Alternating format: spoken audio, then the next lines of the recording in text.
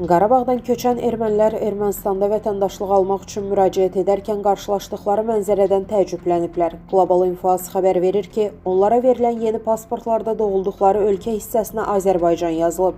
Terarmeniya yazır ki, onlar sənəddə doğum yeri hissəsinə Artsaq yazılmasını gözləyiblər. Nəşr məsələ ilə bağlı Ermənistan Daxili İşlər Nazirliyinə müraciət edib və niyə bu addımın atıldığını soruşub. Şəxsiyyəti təsdiq edən sənədlərdə məlumatların qeydi beynəlxalq standartlara uyğun həyata keçirilir. Müasir texnologiya ilə oxuna bilən şəxsiyyət vəsiqələrinin verilməsi Beynəlxalq Mülki Aviasiya Təşkilatı ilə tənzimlənir. Yəni, pasportlarda da doğum yeri beynəlxalq coğrafi vahidlərə görə müəyyən edilir.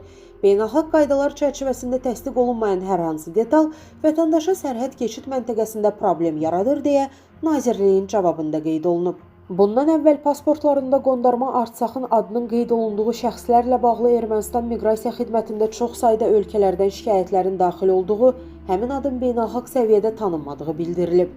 Qeyd edək ki, Ermənistan 2022-ci ildə rəsmi şəkildə Qarabağı Azərbaycanın tərkib hissəsi kimi tanıyıb və sənəd imzalayıb. Əziz izləyicilər, xəbərlərdən məlumat almaq üçün kanalımıza abunə ola bilərsiniz.